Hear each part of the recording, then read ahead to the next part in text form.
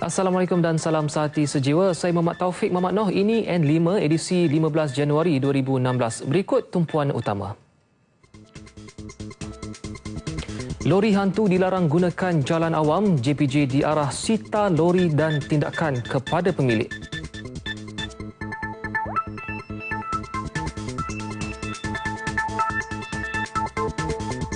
Perdana Menteri beri jaminan pengebuahsuaian bajet 2016 tidak akan berlaku peningkatan kadar cukai barang dan perkhidmatan GST.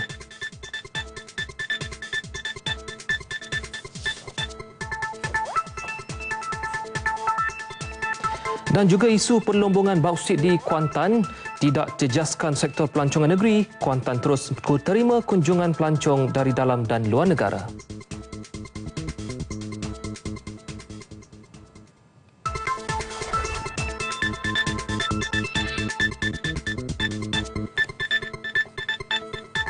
Laporan lintas langsung negeri bakal dimulakan dengan laporan dari Pulau Pinang bersama dengan Syarmila Rastam. Diikuti laporan lintas langsung dari Sabah bersama Rita Elosius. Manakala dari Sarawak kita akan bersama Nur Jauna Abdullah. Semuanya seketika nanti. Kekal bersama N5.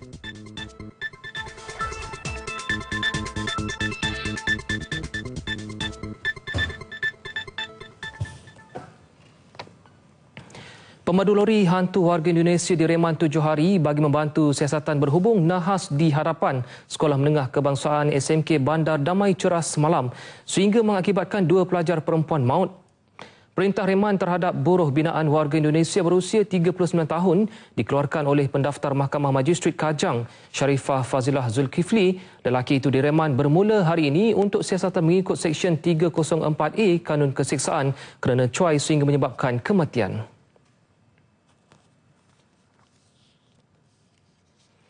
Kementerian Pengangkutan mengarahkan Jabatan Pengangkutan Jalan JPJ menyita serta-merta lori hantu yang masih berdegil menggunakan jalan awam. Ini berikutan tragedi yang berlaku di Ceras tempoh hari agar tidak lagi berulang. Kita boleh sita segera. Kita boleh sita serta-merta. Lepas ini JPJ akan sita serta-merta lori hantu yang menggunakan jalan awam. Kerana ianya tidak layak.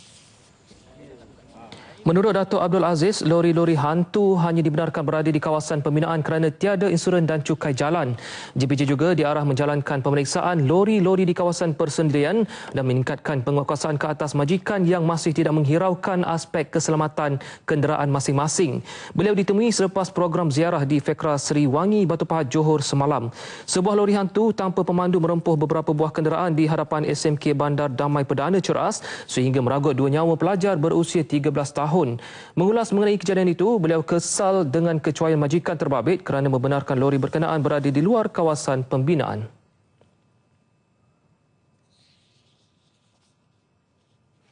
Tempoh 3 bulan moratorium aktiviti bauksit bermula tengah malam tadi. Tinjauan di pintu utara di Pelaburan Kuantan menunjukkan tiada lagi kelihatan lori-lori yang keluar masuk membawa bauksit dibenarkan melalui pintu tersebut. Tinjauan kru RTM mendapati pergerakan lori yang membawa bauksit pada waktu-waktu terakhir telah berkurangan. Lori terakhir yang dilihat masuk ke Pelabuhan Kuantan ialah pada sekitar jam 11 malam. Antara langkah-langkah pemulihan dilakukan ialah mewujudkan kawasan simpanan bersepadu dengan sistem pembersihan sisa bauksit yang lebih terancang. Peraturan baru yang lebih ketat selain tidak membenarkan lambakan stok simpanan bauksit diadakan di dalam kawasan pelabuhan menjadikan proses pemulihan bauksit ini menjadi lebih sistematik. Tempoh 3 bulan yang diberikan ini membolehkan usaha-usaha pemulihan dilakukan dan usaha pembersihan di kawasan terjejas teruk telah pun bermula sejak semalam. Menteri Sumber Asli dan Alam Sekitar Datuk Seri Dr. Wan Junaidi Tuanku Jaafar berkata, pada 6 Januari lalu, tempoh moratorium ini akan dilanjutkan sekiranya pihak industri tidak dapat melaksanakan semua langkah yang akan diadakan itu.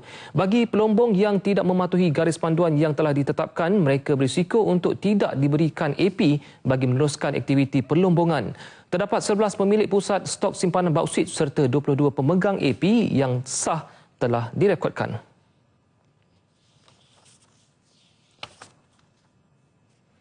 Isu perlombongan bauksit yang berkait rapat dengan aspek pencemaran alam sekitar di Kuantan tidak menjejaskan sektor pelancongan negeri itu yang terus menerima kunjungan pelancong dari dalam dan luar negara. Pengerusi Jawatankuasa Pelancongan dan Kebudayaan Negeri Pahang, Datuk Seri Muhammad Syakar Syamsuddin berkata isu tersebut tidak memberi sebarang kesan kepada sektor pelancongan di Kuantan.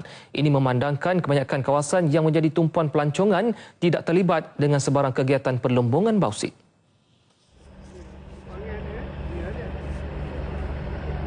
Setakat ini kita dapati bahawa kawasan-kawasan yang menjadi tumpuan kepada pelancongan negeri tidak banyak yang ada kawasan bauxite ini. Sebahagian besar daripada kawasan-kawasan ini adalah seperti Tioman, seperti Kuala Gandah, Taman Negara, Cameron Highland dan Genting Highland. Begitu juga dengan Bukit Fraser. Dan ianya tidak terlibatlah secara langsung dengan kawasan bauxite ini. Walau bagaimanapun kita akan memantau dari masa ke semasa lah, terutama sekali dari segi kehadiran pelancong, sama ada ianya memberi kesan atau tidak lah.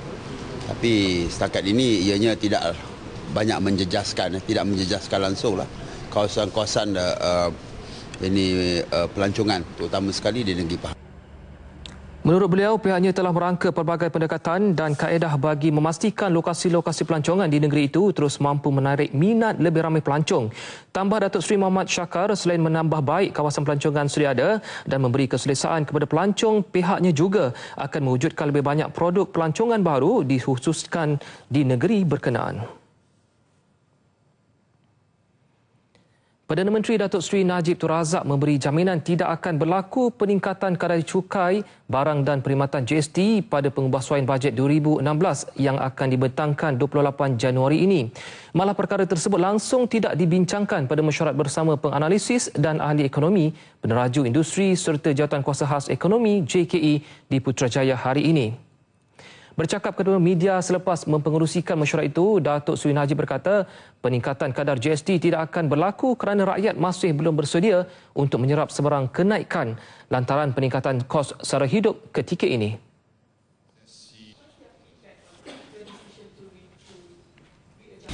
I think the people,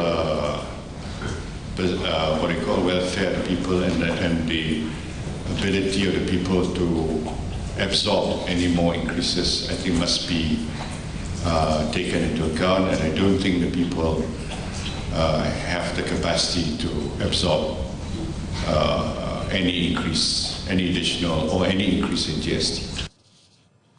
Tegas beliau, sebarang pendekatan yang akan diambil dalam pengubahsuaian bajet 2016 akan mengambil kira faktor pertumbuhan ekonomi, pekerjaan, inflasi dan kos sara hidup.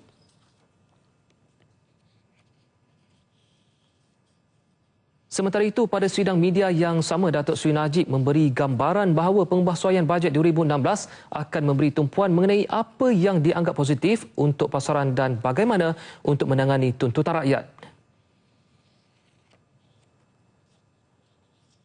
Apa yang mungkin dianggap sebagai positif dari segi pandangan pasaran, dan kedua, bagaimana kita nak menangani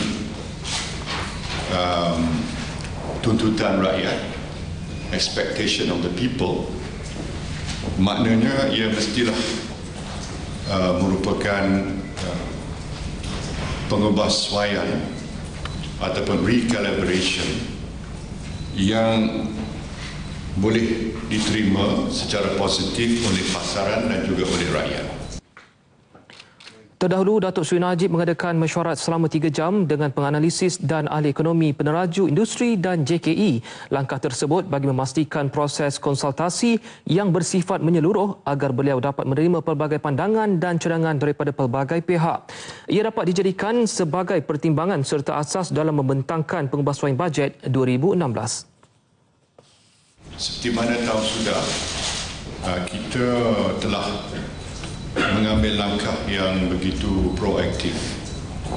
Maknanya kita tidak mahu sesuatu keadaan itu berlaku dan memberi tekanan pada ekonomi negara dan menyusahkan rakyat. Kita mengambil langkah untuk mengambil langkah-langkah lebih awal lagi. Dalam masa terdekat, beliau juga akan mengadakan pertemuan bersama kumpulan yang mewakili pengguna serta badan tertentu seperti syarikat berkaitan kerajaan GLC dan sebagainya. Aktivis Hishamuddin Mat Rais dihukum penjara 9 bulan oleh Mahkamah Tinggi Kuala Lumpur kerana memberi ucapan berbaur hasutan dalam satu ceramah pada 13 Mei 2013. Pesuruhjaya Kehakiman Datuk Nordin Hassan membuat keputusan itu selepas membenarkan rayuan pihak pendakwaan terhadap hukuman denda RM5,000 oleh Mahkamah Session pada 9 Januari 2015 dan memerintahkan Hishamuddin menjalani hukuman penjara itu bermula hari ini. Mahkamah bagaimanapun membenarkan permohonan peguam yang mewakili Hishamuddin untuk menangguhkan pelaksanaan hukuman sementara menunggu rayuan di Mahkamah Rayuan dengan jaminan RM6,000. Dalam penghakimannya, hakim berkata hukuman denda RM5,000 oleh Mahkamah Session adalah tidak setimpal dengan kesalahan selain tidak memberi pengajaran kepada tertuduh dan orang lain yang melakukan kesalahan sama. Justru hukuman denda ditetapkan dan diganti dengan hukuman penjara 9 bulan bermula hari ini manakala wang denda dikembalikan. Terdahulu Datuk Nordin menolak rayuan Hishamuddin untuk mengenepikan sabitan selepas bersetuju dengan Mahkamah Session bahawa maksud konteks ucapan tertuduh adalah untuk mengubah kerajaan. Jenazah almarhum anak dia yang di-Pertuan Besar Negeri Sembilan, Tunku Alif Husin Saifuddin Al-Amin selamat tiba di Istana Besar Diraja Seri Menanti pada pukul 3.55 petang tadi setelah mangkat pada pukul 11.55 pagi tadi di Hospital Chancellor Tuanku Mukhriz Kuala Lumpur. Jenazah almarhum telah dibawa dari Istana Munarah Seremban pada pukul 3.55 petang tadi yang di-Pertuan Besar Negeri Sembilan Tuanku Mukhriz Ibni almarhum Tuanku Munawir turut mengiringi jenazah almarhum bersama kaum kerabat diraja. Jenazah almarhum Tuanku Alif telah selamat disemadikan dan dikafankan serta solat jenazah yang dilaksanakan selepas solat asar di Istana Besar yang turut dihadiri oleh kaum kerabat diraja serta Menteri Besar Negeri Sembilan Datuk Seri Muhammad Hassan. Urusan pemakaman akan diadakan di Makam Diraja Seri Menanti yang dijangka pada pukul 6 petang diadakan secara tertutup untuk kehadiran kerabat diraja. Yang Amat Mulia Tunku Alif Husin Saifuddin Al-Amin Ibni Tuanku Mukhriz diputerakan pada 3 September 1984 di Hospital Besar Kuala Lumpur. Almarhum merupakan putera ketiga Tuanku Mukhriz dan Tunku Ampuan Besar Negeri Sembilan Tuanku Aisyah Rohani binti Tengku Besar Mahmud. Dua anggota tentera dan seorang lelaki disambung tahanan reman bagi membantu siasatan kes kematian seorang lelaki akibat ditembak ketika gagal berhenti di pos pemeriksaan sempadan di Rantau Panjang. Lelaki tersebut disyaki penyeludup. Perintah reman yang bermula hari ini itu dikeluarkan mengikut Seksyen 117 Kanun Prosedur Jenayah dikeluarkan Mahkamah Kota Baru Kelantan. Terdahulu, ketiga-tiga lelaki berusia 20-an hingga 30-an itu tiba di kompleks menaiki 3 buah kereta. Khamis lepas seorang remaja dan kawannya ditembak oleh dua anggota tentera dipercayai penyeludup. Seorang maut terkena tembakan di Kampung Lepas Banggol Ubi Keling, Rantau Panjang. Bagaimanapun berlaku sedikit kekecohan ketika wakil media dihalang memasuki Mahkamah Kota Baru oleh pengurusan mahkamah. Malah mereka dihalang secara kasar oleh pegawai keselamatan.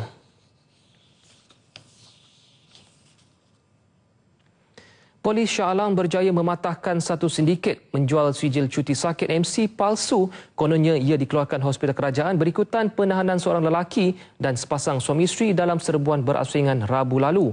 Ketiga-tiga suspek berusia antara 30 hingga 40 tahun itu dipercayai menjalankan kegiatan itu setahun yang lalu. Menurut Ketua Jabatan Siasatan Jenayah Komersial Selangor, ACP Muhammad Sakri Arifin, pasangan suami isteri itu diberkas di sebuah rumah di Kampung Buah Dalam Dengkil pada pukul 12.30 hari. Ia berikutan satu laporan yang dibuat oleh seorang pegawai perubatan sebuah hospital di Kajang.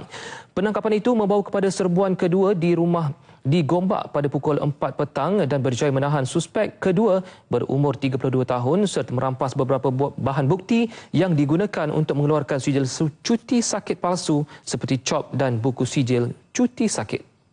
Kalau macam katakan for example this hospital, dia ambil nama dia nak dia semak nama doktor yang wujud.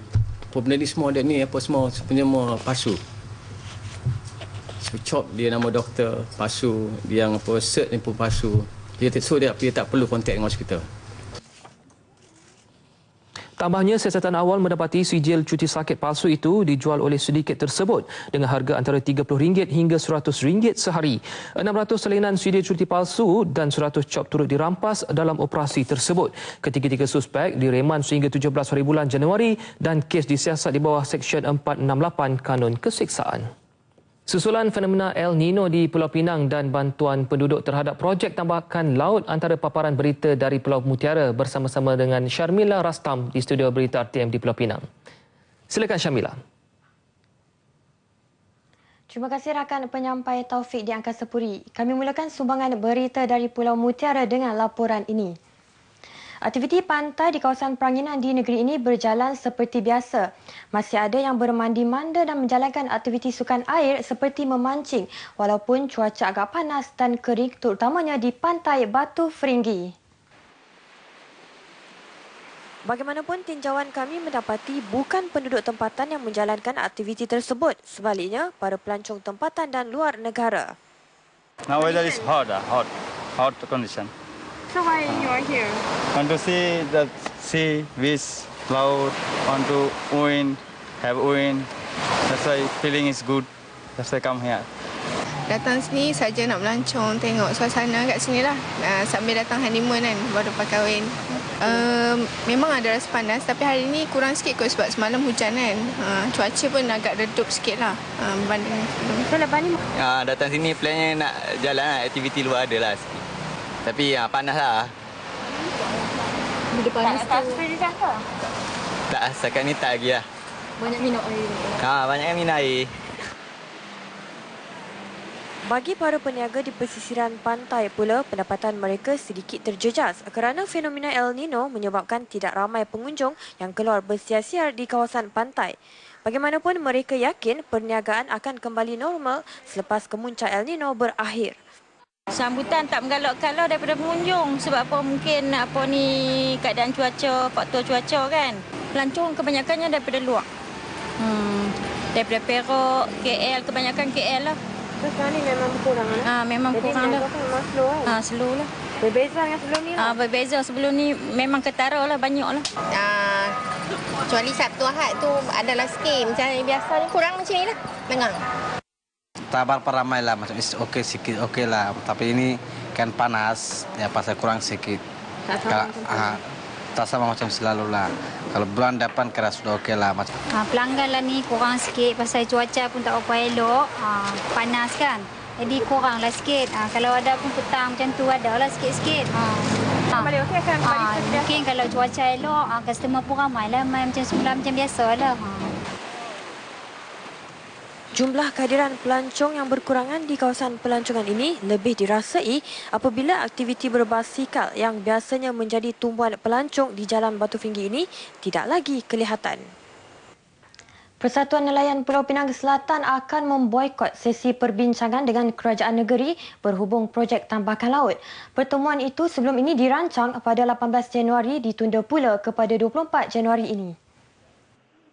Ahli persatuan yang berjumlah 2,700 orang sebulat suara membantah projek tambakan laut itu kerana ia akan memberi kesan buruk kepada nelayan dan juga generasi akan datang. Itu yang kita mengambil keputusan walau macam mana sekalipun kita tetap membantah.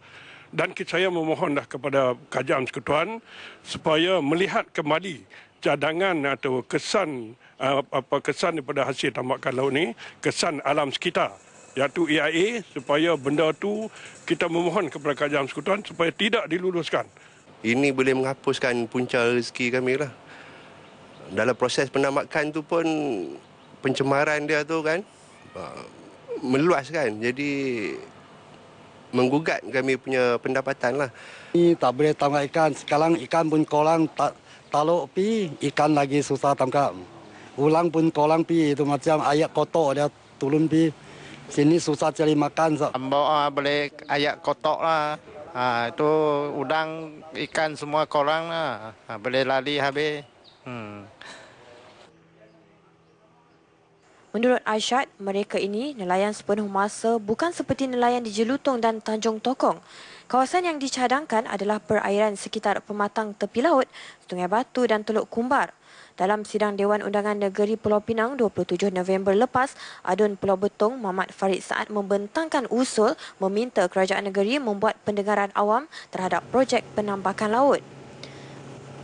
Adun Pulau Betong itu juga menuntut projek baharu penambakan laut digantung sehingga kajian lanjut dijalankan bagi memastikan tiada kesan buruk ke atas alam sekitar serta membatalkan projek yang membawa kesan negatif kepada alam sekitar. Namun, usul itu ditolak selepas kakal mendapat sokongan majoriti. Pelbagai usaha dilaksana bagi membantu usahawan Bumiputera berdaya saing dan maju. Antaranya, usaha jawatan kuasa Fokus Grup Pembangunan Usahawan dan Koperasi Pulau Pinang membawa 26 usahawan pertengahan Bumiputera negeri ini meninjau pasaran produk ke negara tembok besar China. Menurut pengerusinya Muhammad Farid Saad, kesempatan itu direbut usahawan Bumiputera negeri ini ketika diberi peluang menyertai First Silk Road International Halal Industry Culture Festival 2016 di Jiaxing City, China baru-baru ini. Dan inilah merupakan penyertaan terbesar di Pulau Pinang mendahului negeri-negeri lain. Dan ini juga merupakan langkah pertama dalam usaha kami untuk melangkah jauh lebih lagi dalam pasaran halal di negara China ini. Usaha pertama kali ini digerakkan bahagian penyelarasan penyertaan Bumiputera Pulau Pinang BPPB, Unit Pelarasan dan Pelaksanaan ICU Jabatan Perdana Menteri. Tapi merupakan kali pertama kita berjaya membawa 26 usahawan pertengahan Bumiputera dengan 75 produk ke negara China. Kita mengharap supaya ini merupakan satu langkah pertama dan juga merupakan satu galakan kepada lain-lain pengusaha untuk turut serta dalam usaha-usaha seperti ini, khususnya dalam mengantarabangsakan produk-produk Bumiputera di negeri Pulau Pinang. Kesemua produk yang dibawa dipasarkan di bawah jenama Seri Pinang. Seri Pinang merupakan produk usahawan pertengahan keluaran Pulau Pinang yang berkualiti dan mempunyai sijil halal dari JAKIM serta logo mesti dari Kementerian Kesihatan. Expo yang berlangsung selama 2 hari itu dirasmikan Dr. Ding Haofei, Ketua Majlis Perhubungan Islam Negara China. Turut hadir Pengerusi Matret Datuk Nuraini Ahmad. Usahawan yang berminat menyertai program sebegini diminta menghubungi BPPB Pulau Pinang atau agensi berkaitan seperti MARA dan PERDA. Laporan itu tadi mengakhiri paparan dari Pulau Mutiara hari ini. Kami menjanjikan deretan laporan terbaik dan terkini dalam pertemuan seterusnya. Kembali bersama Taufik di Angkasa Puri. Assalamualaikum. Terima kasih Syarmila dari Pulau Mutiara. Baiklah saudara, untuk perkembangan di Kota Kinabalu, Sabah, kita bersama dengan Rita Elusius Malik. Rita, silakan.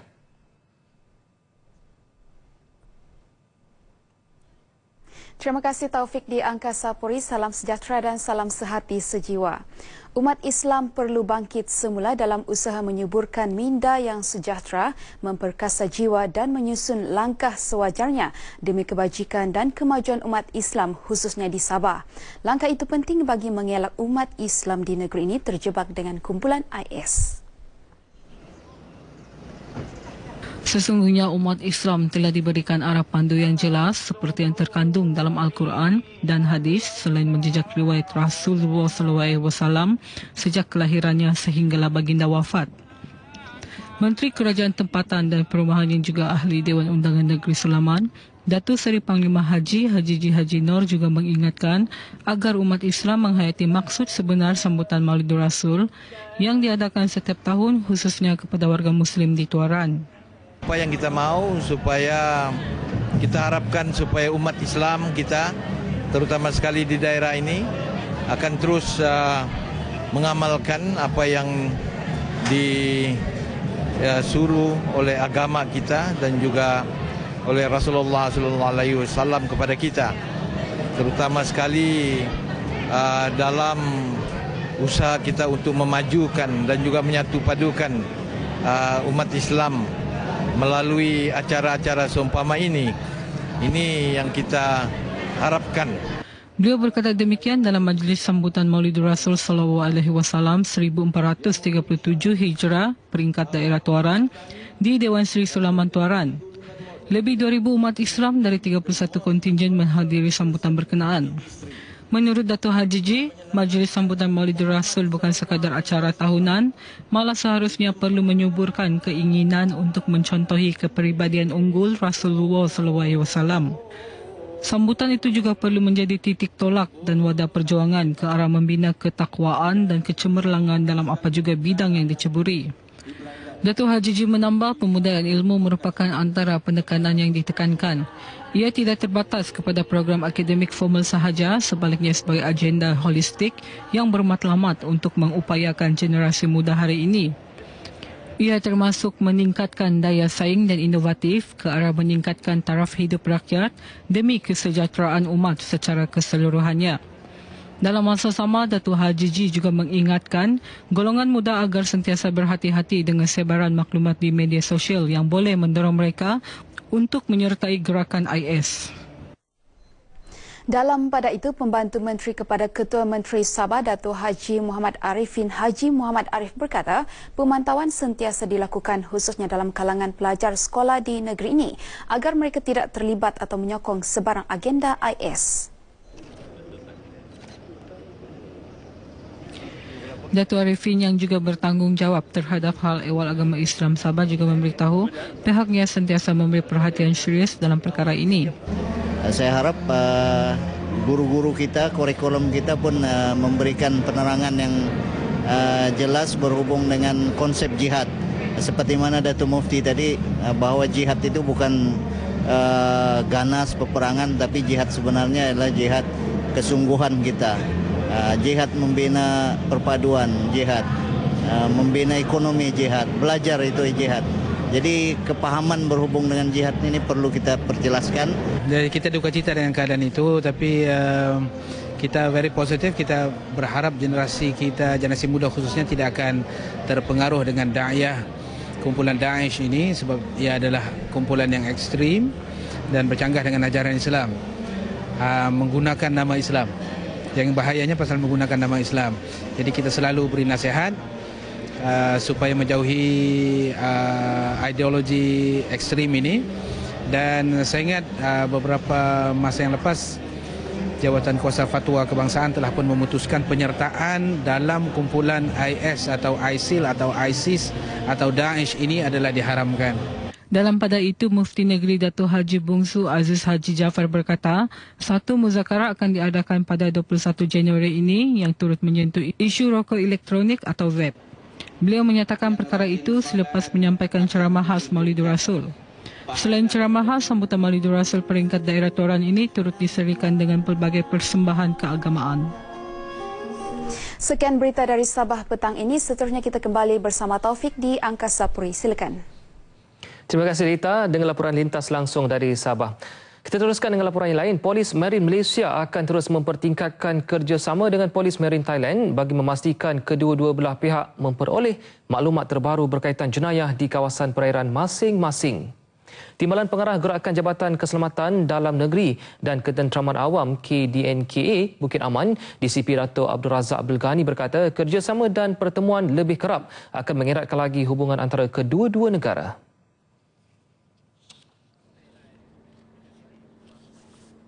Tiap-tiap bulan kita akan adakan operasi begini untuk pastikan bahawa masing-masing barisan rapat siap sedia untuk menghadapi sebarang ancaman. Jadi di samping itu juga kita menjalin kerjasama dari segi maklumat keselamatan untuk bahawa menunjukkan ancaman-ancaman yang sedang menunggu untuk datang ke negara kita dapat atasi. Menurutnya, penyeludupan dadah, senjata dan pemerdagangan manusia adalah antara aktiviti jenayah di laut yang sentiasa diberi perhatian. Menerusi kerjasama dan dilaksanakan, ia antara aktiviti berkenaan berjaya dikurangkan setakat ini. Tambahnya lagi, pihaknya akan mengadakan operasi bersama pada setiap bulan dalam memastikan masing-masing dalam keadaan bersiap siaga menghadapi sebarang ancaman yang menunggu di perairan negara. Hadir sama ialah Ketua Inspektor Division Polis Marin Satun, Lieutenant Colonel Polis Santipong Pensawat. Satun merupakan sebuah wilayah di bahagian selatan Thailand yang terletak kira-kira 40 km ke timur Laut Langkawi. Jabatan Kebajikan Masyarakat JKM Pulau Pinang berjaya menyelamatkan 7 kanak-kanak dipercayai pelajar tahfiz daripada dieksploitasi dalam satu operasi membantras pengemis di Kepala Batas Pulau Pinang. 7 kanak-kanak terbabit dipercayai pelajar sebuah sekolah tahfiz di Yan Kedah. Pengarah JKM Pulau Pinang, Syed Siduk berkata operasi dilakukan selepas pihaknya menerima maklumat mengenai kanak-kanak yang menjual ubat di kawasan berkenaan. Hasil siasatan, kanak-kanak tersebut mengaku menjalankan kegiatan itu secara sukarela, namun ianya adalah tindakan yang tidak bertanggungjawab.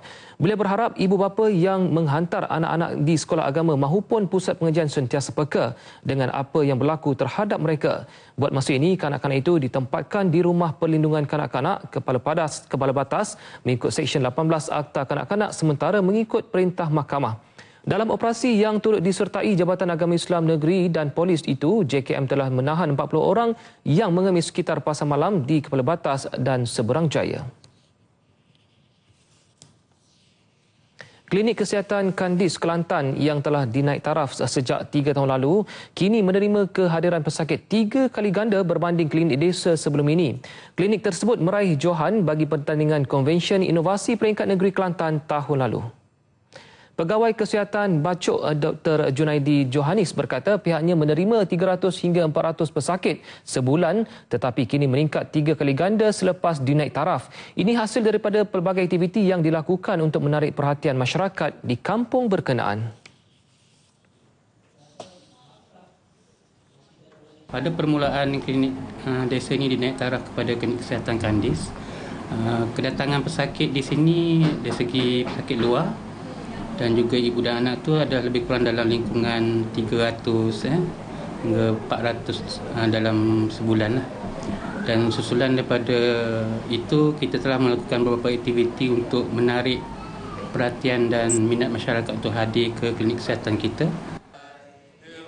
Beliau menjelaskannya selepas majlis kesyukuran dan Maulidul Rasul. Baiklah saudara, Nasional 5 diteruskan dengan lintas langsung ke Sarawak bersama dengan Nur Jauna Abdullah. Silakan Nur Jamna.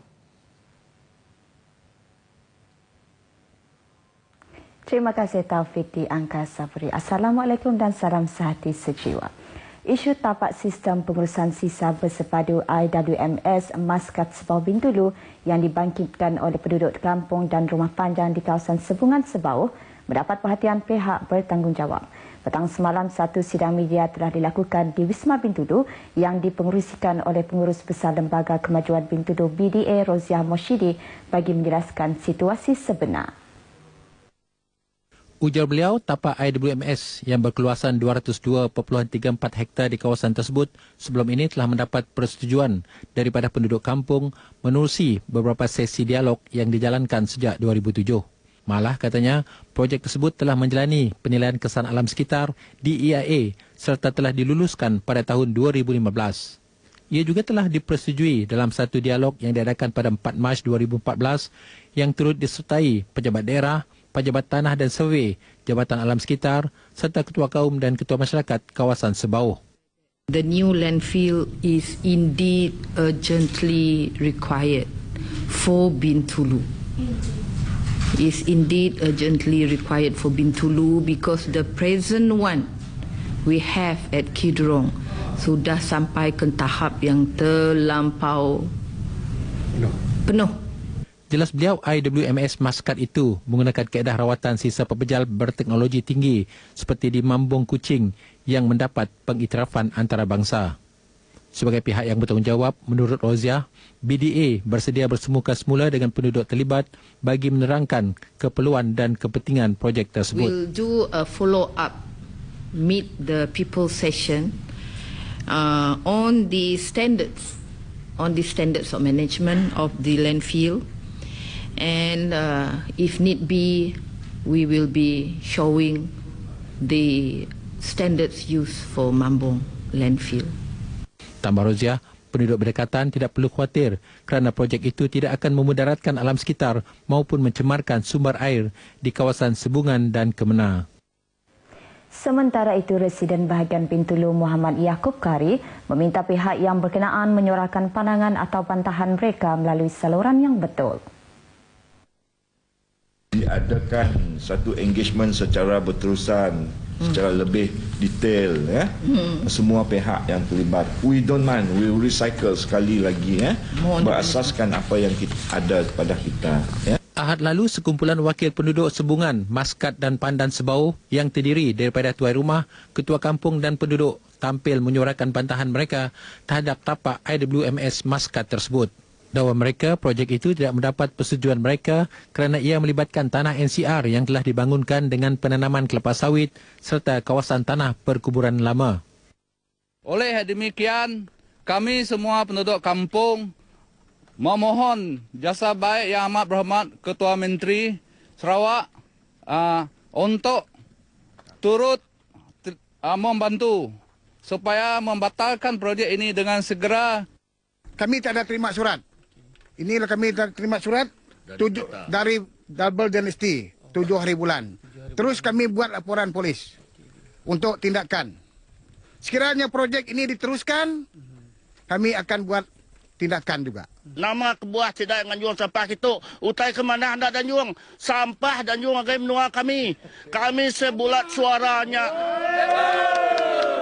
Dengan sebulat suara kami segi nyaka sampai habis-habisan nyaka projek sampah tu. Ni kampung Puang Mayuh Nombuai. Nama muai agai Sebungan. Terkini pada Sabtu ini akan diadakan pertemuan dengan ketua-ketua kaum dan masyarakat di pejabat daerah Sebau sebagai langkah awal penyelesaian kepada isu IWMS Maskat itu. Operasi khas mengesan jururawat Nurul Waziana Muhammad Yusof di kawasan Payah hari ini menunjukkan tanda positif. Menurut Ketua Operasi Zon Kuching Jabatan Bomba dan Penyelamat Tiong Ling Hee, pihaknya kini memperluaskan pencarian gadis itu di sekitar kawasan Berpayah dan alur Sungai Dua dekat Sentubong. Dan setakat pukul 10.47 pagi tadi pihaknya telah menjumpai serpihan tengkorak yang dipercayai milik manusia. Setakat hari ini kita hanya menjumpai apa orang cakap serpihan tengkorak manusia dan kita tak pasti serpihan tu milik siapa dan benda ni pun kita dah serah pada pihak polis untuk membuat pengesahan. Tiong menjelaskan perkara ini kepada pemberita RTM di pusat operasi dekat Kuching petang tadi. Operasi yang melibatkan lebih 20 anggota MAS Team dari JBPM turut disertai pihak polis lengkap bersenjata dan Sarawak Forestry. Ia merupakan operasi susulan berikutan penemuan mayat Raziman Razali tidak jauh dari kawasan tersebut. Operasi dihentikan pukul 3 petang tadi dan akan disambung semula sekiranya terdapat petunjuk baru. Malaysia memberi penekanan tinggi terhadap pembangunan modal insan kelas pertama yakni Bina Upaya. Ini merupakan pendekatan utama ke arah mencapai status negara dan negeri maju pada tahun 2020 bagi negara ini dan 2030 bagi Sarawak. Menteri Perumahan Dato' Amar Abang Johari Tun Abang Haji Openg berkata, pembangunan modal insan berkualiti bergantung kepada pendidikan berkualiti yang menghasilkan individu yang mempunyai jati diri yang kukuh, berketerampilan, berkepribadian mulia, berpengetahuan dan berkemahiran tinggi bagi mengisi keperluan negara maju. Menurut beliau, 3 falsafah pendidikan negara yang ditekankan di negara ini adalah menurut falsafah Ibnu Khaldun, falsafah Confucius dan falsafah pendidikan kebangsaan. Ini merupakan usaha berterusan ke arah memperkembangkan potensi individu secara menyeluruh untuk mewujudkan insan yang seimbang dan harmonis dari segi intelek, rohani, emosi dan jasmani berdasarkan kepercayaan dan kepatuhan kepada Tuhan. Dato' Amar Abang Johari berkata demikian pada program Bual Bicara Guru 2016 di Kuching. Terdahulu Pengerusi Gagasan Pendidikan Melayu Malaysia GPMM Sarawak Dr. Anwar Rafi'i dalam ucapan aluannya berkata penubuhan GPMM adalah penting bagi berkongsi dalam penyatuan idea demi memastikan sektor pendidikan negara terus berkembang secara sihat dan terancang. Sentiasa amalkan semakan dalam penggunaan bahasa kebangsaan dalam tugasan harian. Menegaskan perkara tersebut Timbalan Ketua Pengarah Penyiaran Strategik Radio Televisyen Malaysia RTM Dato' Adila Sheikh Omar mahu tugas RTM sentiasa peka dengan kualiti bahasa yang digunakan. Pada masa yang sama, katanya perlu sentiasa saling ingat mengingati atau menegur rakan yang tersilap dalam penggunaan bahasa kebangsaan itu. Datuk Adilah menyatakan demikian di majlis perasmian penutupan kursus penggunaan bahasa Melayu yang betul di auditorium kecil RTM Kuching. Majlis itu turut dihadiri Pengarah Penyiaran Kawasan Sarawak, Puan Salmah Ibrahim Malina. Seramai 40 petugas RTM wilayah Sarawak yang merangkumi penyampai radio, pemberita dan bahagian pentadbiran menghadiri kursus 2 hari tersebut yang memberi penekanan pemantapan bahasa Melayu termasuk kesalahan umum yang merangkumi ejaan dan sebutan. Tabung Baitul Mal Sarawak TBS membuat penafian mengeluar kenyataan menawarkan bantuan persekolahan sebanyak RM400 seperti yang telah viral dalam aplikasi WhatsApp baru-baru ini. Pengurus besarnya Dato' Abang Muhammad Shibli Abang Naili berkata, berita palsu itu telah menyebabkan kaunter TBS dipenuhi orang ramai untuk mendapatkan borang bagi bantuan seperti yang dihebahkan. Katanya TBS masih memberi bantuan sedia ada merangkumi bantuan kebajikan, pendidikan dan bantuan-bantuan lain mengikut tema yang ditetapkan. Dan dari segi bantuan pendidikan ini memang banyak telah kita keluarkan sepanjang tahun. Jadi apa sajalah jenis bantuan baik pada peringkat sekolah maupun peringkat institusi pengajian tinggi dan sebagainya. Sementara itu mengulas berita yang disiarkan di akhbar tempatan mengenai seorang warga Mas tidak mendapat bantuan secukupnya sehingga mengikat perut di Semariang Kuching, TBS katanya tidak pernah mengabai dalam menyalurkan bantuan kepada golongan itu. Orang tersebut telah dibantu kita sejak tahun 2013 dan telah menerima bantuan setiap bulan daripada kita. Jadi malangnya lah, sepatutnya dinyatakan jugalah Baitul Mal telah membantu. Bukan sedikit jumlah yang kita beri. Jadi bermakna kadang-kala laporan yang tidak lengkap ini haruslah kita bincangkanlah dengan pihak Baitul Mal, maka Baitul Mal dapat menjelaskan kedudukan yang sebenar. Dato' Abang Muhammad Shibli ditemui pemberita selepas rakaman rancangan Kopi Panas untuk siaran Sarawak FM di RTM Kuching. Setakat ini dahulu semangat berita dari Sarawak untuk lintas langsung N5 petang ini. Berita seterusnya bersama Taufik di Angkasa Puri. Terima kasih Nur Jana dengan laporan lintas langsung dari Sarawak. Baiklah saudara, bagi mengetahui keadaan cuaca di seluruh negara, kita terus ke Met Malaysia bersama dengan pegawainya Marsila James. Silakan. Selamat petang dan salam sehati sejiwa. Laporan cuaca dimulakan dengan melihat kepada corak tiupan angin di mana angin di kawasan rantau kita masih lagi didominasi oleh angin timuran yang bergerak dengan kelajuan sederhana sekitar 10 sehingga 30 km sejam. Dan seterusnya kita perhatikan keadaan cuaca terkini di semenanjung Malaysia di mana secara amnya kebanyakan negeri sedang mengalami keadaan cuaca yang lembap di mana aktiviti ribut petir dan hujan di beberapa tempat sedang berlaku di negeri Kedah, Selangor, Kuala Lumpur, Putrajaya, Negeri Sembilan, Melaka, Johor, Pahang dan juga selatan negeri Terengganu. Dan keadaan lembap ini dijangka berterusan sehingga awal malam nanti. Dan aktiviti ribut petir yang berlaku di negeri-negeri ini boleh menyebabkan hujan lebat dan juga angin kencang. Oleh itu, penduduk di kawasan terbabit dinasihatkan agar lebih berhati-hati dan elakkan berada di kawasan terbuka ketika ribut petir melanda kawasan anda. Selain itu, hujan di satu tempat pula sedang berlaku di negeri Kelantan dan juga Perlis dan keadaan lembap ini dijangka berterusan sehingga lewat petang nanti. Dan seterusnya kita perhatikan pula keadaan cuaca di negeri Sabah di mana ribut petir dan hujan di 1-2 tempat sedang berlaku di bahagian pedalaman iaitu di daerah Beaufort. Manakala hujan di 1-2 tempat sedang berlaku di bahagian Sandakan, begitu juga di bahagian pantai barat serta di wilayah Persekutuan Labuan. Dan keadaan lembap ini boleh berterusan sehingga lewat petang nanti. Dan seterusnya kita perhatikan keadaan cuaca di negeri Sarawak di mana ribut petir dan hujan di 1-2 tempat sedang berlaku di bahagian Seri Aman, Betong dan juga Sareke. Begitu juga di bahagian Limbang dan juga Miri. Dan keadaan lembap di Sarawak ini boleh berterusan sehingga awal malam nanti. Sebelum berpisah, berikut adalah tinjauan cuaca bandar-bandar utama.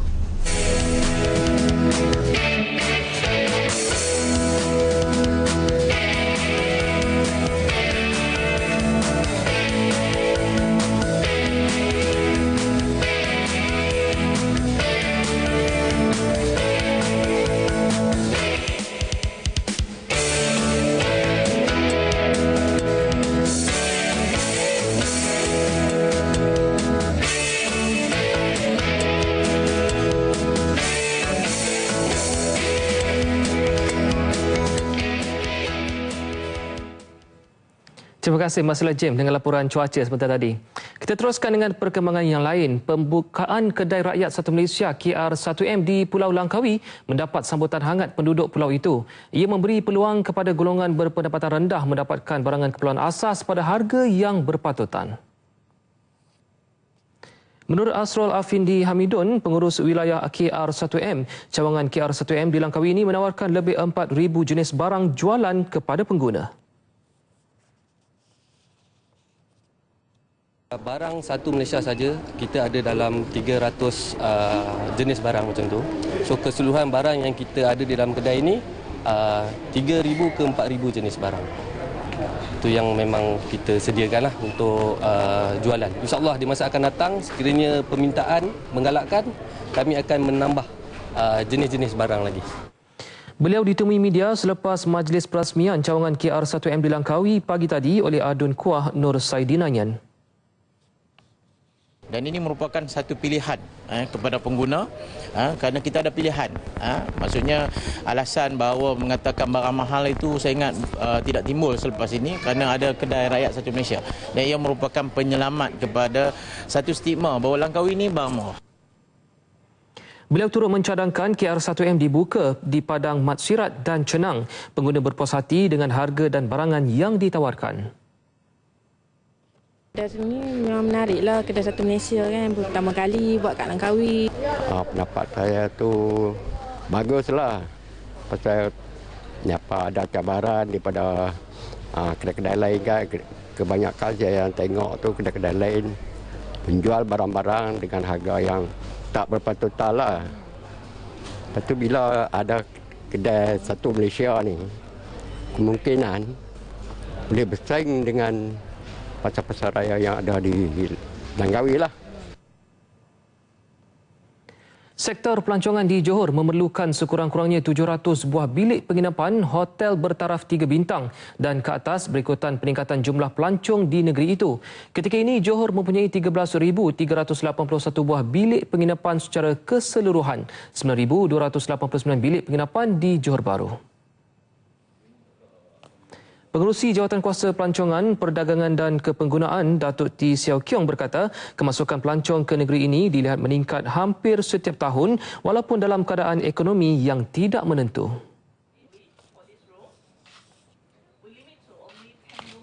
Apa yang kita ada ke pelbagaian destinasi, nah mereka juga ini adakah sedikit sebanyak secara langsung akan bantu mereka memasarkan atau bisnes mereka kerana menarik lebih ramai pelancong atau bisnesmen bertinggal di hotel mereka masing-masing. Beliau berkata demikian selepas melawat Hotel Swiss Inn di Johor Bahru. Dalam pada itu, Datuk T berkata kerajaan negeri merancang untuk membina 2 pusat konvensyen baru bertaraf antarabangsa di wilayah Iskandar Malaysia dalam masa 2 hingga 3 tahun lagi. Ia bagi memenuhi keperluan pihak yang mahu mengadakan program atau persidangan berskala besar di lokasi yang bersesuaian. Pada masa ini, hanya terdapat sebuah pusat konvensyen antarabangsa yang terletak di pusat bandaraya Johor Bahru, iaitu di Persada Johor.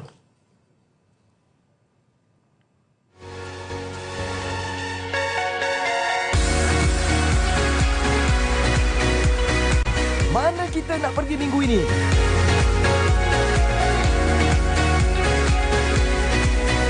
Dah ada destinasinya? Jadi, apa kata kita melancong dan mengembara di TV1 setiap hari Jumaat dalam Nasional 8. Saksikan, jom jalan-jalan. Meneroka destinasi menarik Malaysia.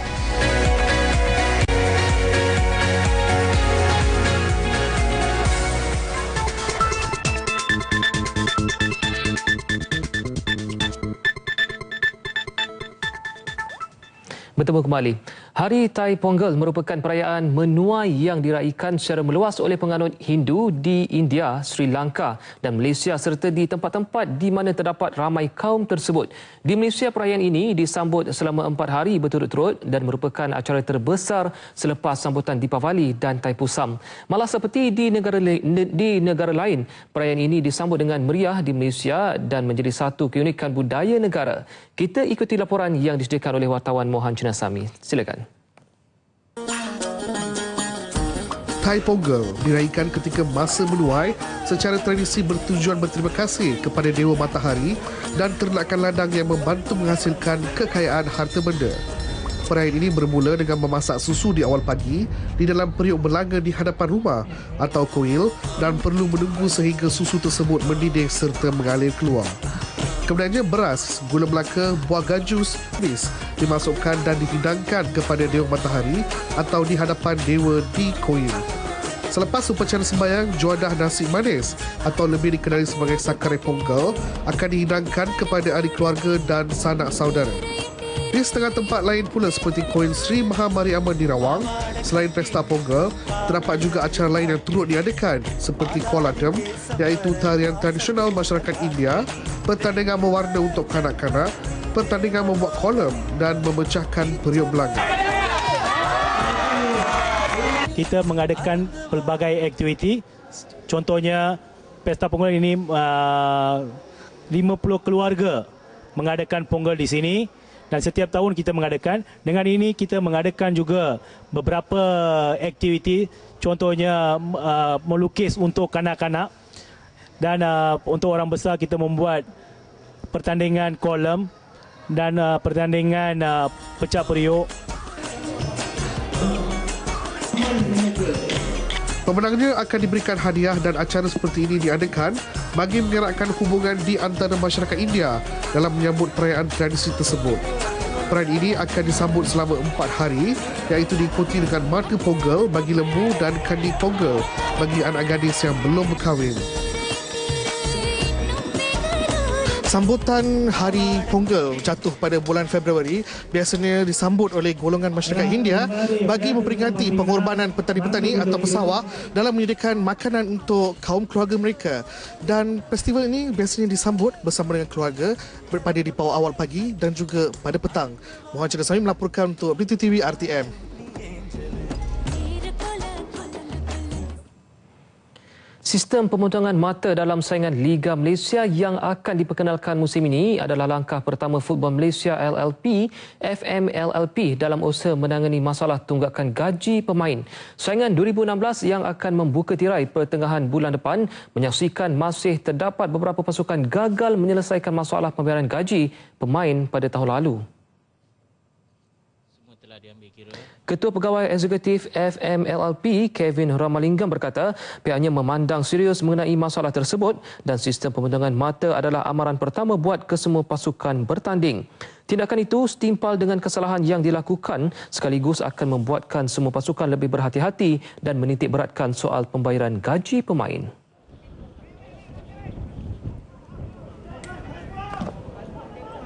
Dari segi gaji tertunggak, bukan saja ATM tapi ada 2-3 pasukan dan bukan saja dari segi gaji, dari segi statutory payments mereka, KWSP, cukai dan sebagainya. Kita akan duduk dengan pasukan-pasukan itu dalam minggu hadapan untuk memastikan apakah rancangan mereka untuk menjelaskan. Kita akan memberi amaran yang terakhir untuk mereka. Dalam usaha mencari jalan penyelesaian masalah tunggakan gaji pemain yang berlaku setiap musim, pihaknya tidak teragak-agak untuk mengenakan tindakan lebih tegas akan andai perkara sama berulang pada musim seterusnya. Masalah ini terus berjalan, ia akan ada efek kepada lesen klub. So bermakna bila pelesenan klub dijalankan, mereka tidak akan dapat bertanding dalam season akan datang. Kes tunggakan gaji pemain yang belum diselesaikan dianggarkan hampir RM4 juta melibatkan pasukan Liga Super, Liga Premier dan juga Liga FAM. Keputusan ujian penilaian kelas KAFA UPKK 2015 mencatatkan peningkatan 4.78% berbanding tahun sebelumnya. Ketika mengumumkan keputusan itu juga, Ketua Pengarah JAKIM Dato' Osman Mustafa turut memaklumkan Selangor mencatat peratusan tertinggi iaitu 59.73%. Selangor menjadi negeri terbaik UPKK 2015 dengan grade purata negeri GPN 1484 dan mengekalkan kedudukan pencapaian tahun 2014. Keputusan ini juga menyaksikan seramai 37,271 calon memperolehi agregat 8A daripada 185,675 calon. Negeri kedua tertinggi iaitu Melaka memperolehi 59.38%, diikuti wilayah Persekutuan 53.54%. mendapat agregat 8A. 8 subjek UPKK adalah amali solat, penghayatan cara hidup Islam, bidang Al-Quran, ulum syariah, pelajaran jawi, sirah, adab dan lughatul Quran. Dalam sidang media khas ini juga, Dato' Osman berpuas hati dengan pencapaian UPKK. Bagaimanapun, penekanan kepada penghayatan setiap subjek akan diberikan pihaknya. Anugerah Kecemerlangan UPKK Anjuran JAKIM akan diadakan April ini. Sebelum berakhir, fokus utama berita sekali lagi. Lori hantu dilarang gunakan jalan awam. JPJ diarah sita lori dan tindakan kepada pemilik.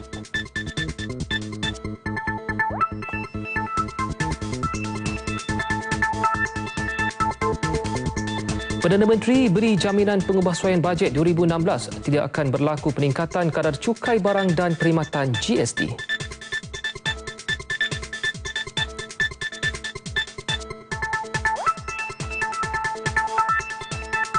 Dan isu perlombongan bauksit di Kuantan tidak jejaskan sektor pelancongan negeri. Kuantan terus terima kunjungan pelancong dari dalam dan luar negara.